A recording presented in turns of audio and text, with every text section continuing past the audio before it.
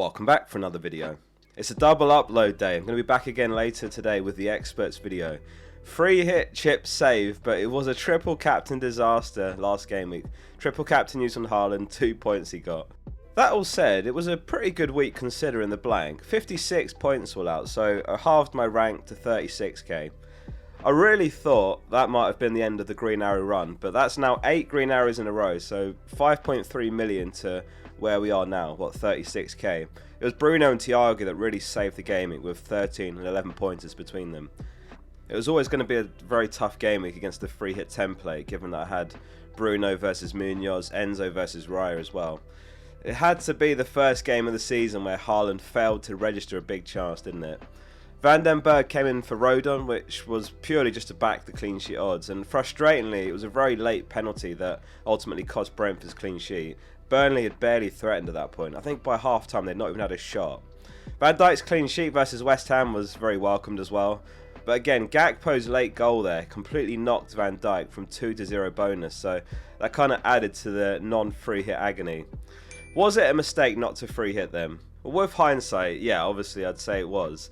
My free hit draft would have scored about 15 more points, but it was a really difficult call because my team was in a really good place already with the likes of Thiago ready in the team and had the scope to add a free hit pick like Van den Berg in. I've been weighing up free hit 14 versus free hit 15 and I'm now leaning towards the latter, so the free hit's going to wait one more week. In Gameweek 15, basically there's 3 really good games to target, whether you're on a free hit or not. Man City are home to Sunderland, Newcastle home to Burnley, and Man United are away to Wolves. It also gives me a little bit more protection as well, because basically I can do whatever I want this week with one transfer, and then I free hit, and then I get the 5 free transfers in Gameweek 16, if that makes sense. On top of that, if Munoz was to get one more yellow in Gameweek 14, then I'll free hit him out for his suspension. Or if he gets the yellow card in Gameweek 15, then I wouldn't have wanted to play him against Man City anyway. This could be the end of a great run of green arrows next, with no chip and a couple of bad fixtures in my team. Let's run you through the team for Gameweek 14. We'll have a quick look at how you got on first. Trophy up first, and he says, "I got you, mate. Triple captain Haaland, absolute disaster." What I will say, if anyone needs words of encouragement after a triple captain disaster, or maybe if you've messed up a chip this season, or perhaps you will later, what I will say is you don't need to get every chip right to have a good season. Even getting multiple chips wrong is not the end of your season. Like last season, I triple captained Haaland's 6 points, which was also really poor, let's be honest. You want more than 6 from a triple captain. And I also bench boosted 4 points last season, and still managed to get a top 5k finish, so anything's possible. Tweddy says the good and the not so good. It was a roller coaster week for him as well. And another good example actually, following from what I just said. Like Tweddy triple captain Haaland, but he also made some top transfers that completely negated that. He brought in Foden and Thiago for Enzo and Gu, which was a 26 point gain. Another roller coaster one here. Gov says bench boost a disaster, but no Salah meant Thiago vice captain and a gaming rank of 15k. So he's on no Haaland, and he ended up getting 26 points from Thiago. It was just a 4 point bench boost, again disaster, but 79 points all out is absolutely massive. Last one then, MCM says this might be my single best week ever. Seems like everything went my way apart from Salah being benched, especially as I was considering Bruno / Isak, but still incredibly lucky to do this well. So I used this free hit and basically hit every single pick correctly. Like he went triple Villa defence, he dodged Brentford's defence, he had Dango, Gakpo, Thiago, Foden, 88 points all out. Well played. So let's move on to the team for Gameweek 14 and transfer plans. And don't forget to hit subscribe below. There's a couple more videos coming before the deadline. In goal, it's of course Raya with the best fixture on paper for a clean sheet. Arsenal are top of the Gameweek 14 clean sheet odds, given a 52% chance. Then it's Liverpool 44% and then Palace 40%. So I do at least have the top 3 in my team defensively, which is positive. We'll have to see if Saliba makes the next match though, after missing that Chelsea game after a knock in training. He's going to have a scan today. Arteta said, quote, "Yesterday in training he was uncomfortable, so we need to explore a little bit more what happened. I don't think it's something major, but enough not to be involved in the game." In defence, it's Munoz, Van Dijk and Anderson. So yeah, Anderson's the best third defender I've got, which is an issue this week because he's facing Man City.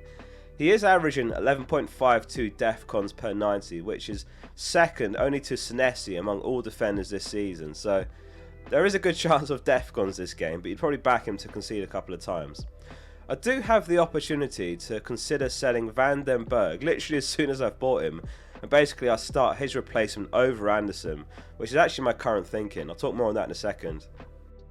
Liverpool's 0.3 expected goals conceded was the best of all teams on the weekend, and they're home to Sunderland as well. Have Liverpool actually turned a corner, or was it just a glip in a pretty favourable fixture? Sunderland is not an easy fixture. Massive relief that Munoz avoided a 5th yellow against Man United.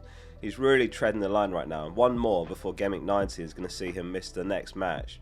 If he'd been suspended, it might have nudged me into free hitting now instead. Instead, as I say, I think free hit 15 makes sense, as I've got that insurance against Munoz. If he does pick up a 5th yellow, I can free hit him out or bench him against City. Maybe he won't get one in either of the next 2 games.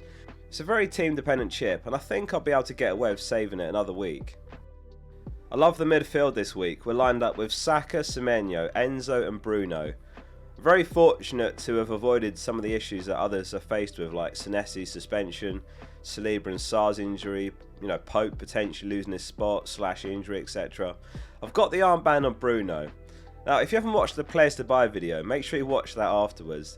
There's a pretty significant gap between Bruno and Haaland's projections, which is something that I do use to help guide decisions.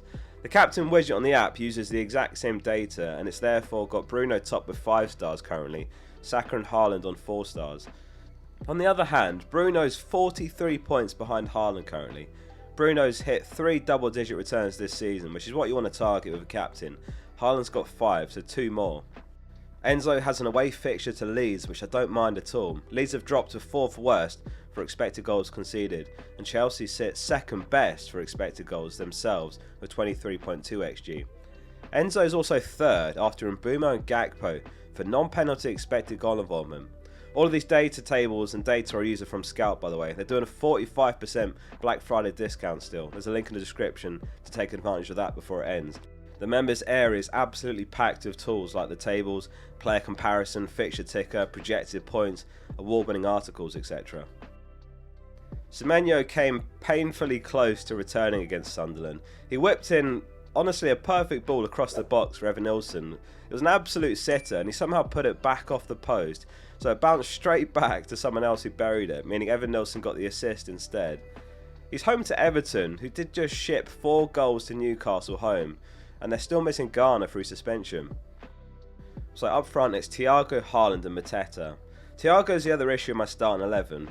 Would you rather start him or start Anderson if I was going to buy a defender to start? He's been my best buy of the season, no doubt. I think he's the Strand Larsen of this season, for those of you that followed my content last season. He's in amazing form right now. I think he's on 11 goals now, so I'm leaning towards starting him over Anderson. I basically just hope for another lucky pen. Following Sarr's injury, I'm hoping that there's some room for Mateta to get the start again. I did have him down as a major risk for this midweek game in my head because of those early subs he's been getting recently and the busy schedule, and he did play 90 against Man United as well, and I have to say Palace looked so leggy as the game drew on, and it's because they've played a ridiculous amount of games ultimately. I mean, Glasner said himself, when a team qualifies for Europe like that, they need to invest, not save, but the club has chosen to save. So yeah, I've got a call to make on captaincy. Do I really want to back against Haaland? If it comes off, then, for all I know, I could be top 10k next game week. But if Bruno blanks and Haaland scores, by the way, Bruno's blanked 7 times compared to 4 blanks for Haaland, then it could be a real rank killer. Where are you guys at with captaincy? Let us know. Obviously, honourable mention to Saka as well, who I've not really mentioned, but he is in the conversation for captaincy. So the bench is Dubravka, Mukiele, Van den Berg and Bar. I've only got 1 free transfer. So free hit 15 is planned, which means one thing. I can spend a transfer this week or have to burn the transfer. I've got nothing in the bank, so there's very little wiggle room in terms of what I can do. And the issues with my starting 11 are Anderson and Thiago. I'm not selling Thiago. I don't want to sell Anderson. He's still great after this game week. This might sound ridiculous, but I'm thinking about selling Van den Berg literally as soon as he's joined my team for Van Heck. I'm collecting the Vans. I mean, there's at least a smidge of hope of a clean sheet because he is playing home to Aston Villa, so it's a home fixture for Brighton. Brighton have actually gone a bit under the radar. They were really struggling for clean sheets, but they've now kept 3 in their last 4, which is more than any team over that run. They're 9th overall for expected goals conceded, which is a bit less impressive, but still not bad. Van Heck's been alright for DEFCON as well. He's averaging something like 9.5 per 90. There's a few fixtures coming up where, again, he could be usable, like Van den Berg was going to be. He's got Sunderland home, Gameweek 17. I know Sunderland's not an easy fixture. He's got West Ham away in Gameweek 19. He's got Burnley home, Gameweek 20. So those are the 3 that I could end up playing Van Heck in over the next month. There is also a chance he literally, again, leaves the team in Gameweek 16 himself in favour of Timber, perhaps. He's got Wolves home. Anyway, it seems a bit mad, but as I say, I've got a choice to make a move that would improve my team marginally, or just burn the transfer. It's a bit of a luxury position for sure, because there's going to be lots of hits out there to replace the likes of Sarr, Pope, Caicedo, Senesi this week. Last thing to say is I made a free hit 15 team to get a feel for how I might line up then, and it's Raya, Livramento, Chow, O'Reilly, Bruno, Saka, and Mbumo, Foden, Minte, Haaland and Voltemada. So basically it's triple Newcastle home to Burnley, triple City home to Sunderland, 2 Man United attackers versus Wolves, and then Minte's got West Ham home, and then basically a couple of Arsenal assets to finish the team. It largely picks itself, I think, but there could be 1 or 2 tweaks, like maybe I get a second Newcastle attacker. So that's my current thinking, and therefore I'll keep the free hit in my back pocket for another week. Thanks very much for watching. As I say, there's an experts video coming later today and a final video tomorrow. Don't forget to hit subscribe below so you don't miss those.